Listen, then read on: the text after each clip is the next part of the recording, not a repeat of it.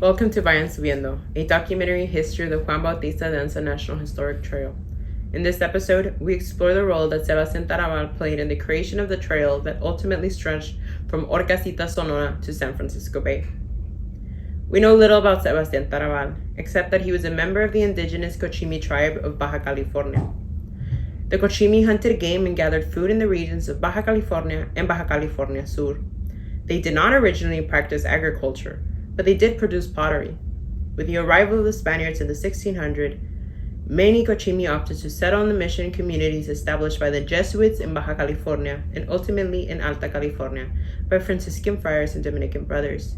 The Cochimi, like many other Native Americans of Baja California, learned to master agriculture and livestock at various missions that included Santa Gertrudis and Santa Rosalia.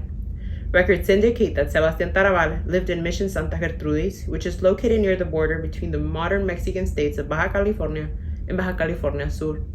Marriage records from Santa Gertrudis show that Sebastian married Maria Dolores Quinahan in 1764, and that their daughter Juana Maria was born on May 27, 1769. In 1773, the Franciscan padre, Fray Francisco Palau, recruited Sebastian and his wife to join him in the newly founded mission of San Gabriel de Arcángel, which was located near modern-day Los Angeles. Tarabal and Maria Dolores lived and worked at Misión San Gabriel for several months. For unknown reasons, however, they, along with a boy we believe to be Sebastian's brother, decided to leave San Gabriel mission and return home to Santa Gertrudis in Baja California. Late in 1773, Sebastian and his companions left San Gabriel without official permission. Native Americans who lived in missions were not allowed to leave.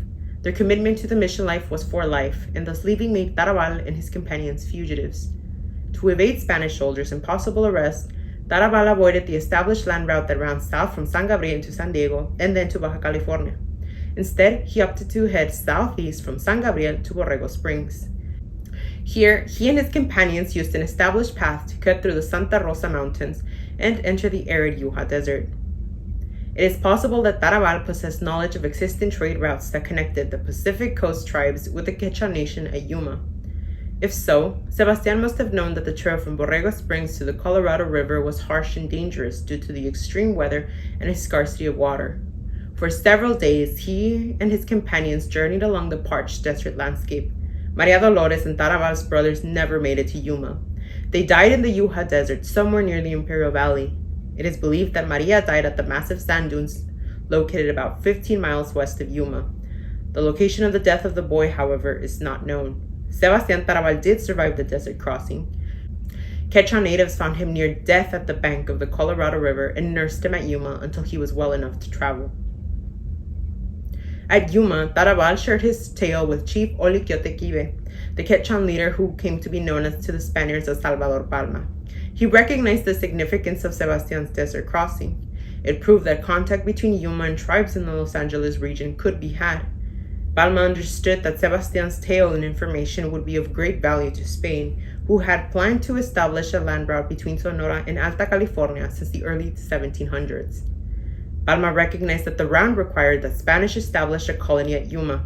The Quechuan settlement, it turns out, was the last place to secure sufficient water and food needed to survive the Yuma Desert crossing. And finally, Palma knew that a Spanish settlement at Yuma would include economic and military aid the Quechuan needed to preserve their power at the region. The wise chief devised the plan to use Sebastian Tarabal as a bargaining chip.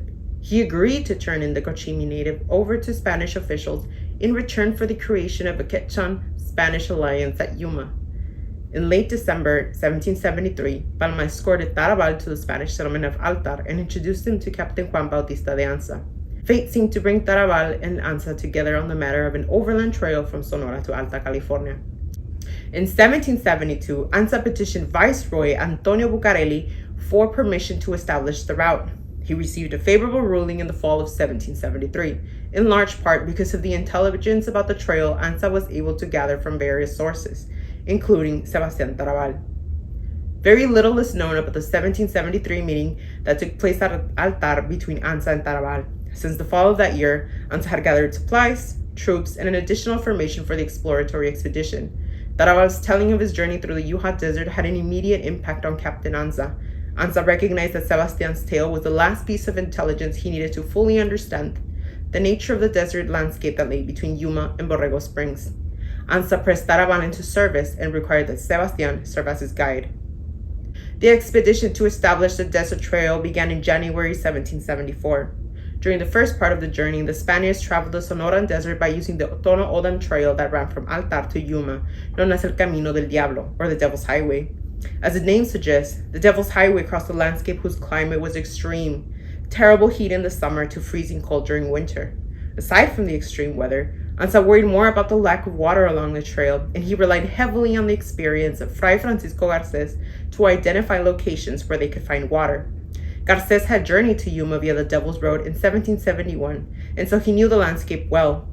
The Spaniards arrived at Yuma on February 8th. Anza had originally hoped to march west from Yuma to the Sierra Madre mountain region that separated the Yuja Desert from the Spanish settlement at San Diego. Anza, however, learned that such a land route would be impossible as no clear path could be found across the barrier at this latitude. Anza then considered a second option that set the trail in a northwest direction from Yuma to Borrego Springs. Tarabal reminded the captain that the vast sand dunes where his wife and brother had died lay in this direction. Sebastian's reminder convinced Anza to follow the Colorado River south to the southernmost tip of the sand dunes. Here the Spaniards could cross the Yuja Desert in a westerly direction and reach Sierra Madre, which could then be followed north to Borrego Springs. Anza's decision to follow the river southward meant that his party would enter lands that were controlled by Cahuenche Indians, but which were less familiar to Tarabal. Sebastian had followed a path along the desert that lay further north. Lake Santa Olaya was reached by February 12th, and here Anza recruited local Cahuenches to guide the party into the dreaded Yuja Desert. For 1 week, the Spaniards ventured northwest of Santa Olaya, only to get lost among sand dunes in search of water. Anza ordered his party back to Santa Olaya to revise the travel plan. The journey commenced again on March 2nd, with a distant Mount Signal serving as a beacon of hope because it lay near the base of the Sierra Madre. Anza learned from local natives that water could be found near the base of this mountain range. Anza and his soldiers reached Mount Signal by the 5th. The next day, the Spaniards reached the Sierra Madre and found a spring of fresh water at a site Anza named Santo Tomas. From the Sierra Madre, Anza headed north. On the 7th, some of his troops encountered 6 natives who showed the Spaniards where to dig for water at a place just east of present-day Ocotillo. On the 8th, the Spaniards dug wells at the site that produced what Anza called an abundance of the finest water. The captain christened the site Santa Rosa de las Rajas, but today it is known as Yuja Wells. Here, Sebastian Tarabal reported that he now recognized the terrain that he had traveled the previous December. Tarabal reported that another well of fresh water could be found at a 2-day march to the north. Anza asked Tarabal to plan the course. Tarabal relied on the familiar landmarks to successfully lead the Spaniards to the next well by March 10th. Anza's gratitude proved so profound that he named this well San Sebastian in honor of the Cochimi Indian.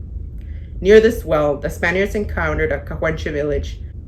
Alarmed at first sight, the natives fled, but were soon appeased when they recognized Father Garces and Sebastian Tarabal among the foreigners. Garces had met some of these Cahuenches during his 1771 journey to the Yuja Desert, and Tarabal had visited them the previous year. Happy to see Tarabal, the Indian leader embraced Sebastian and agreed to talk to Anza.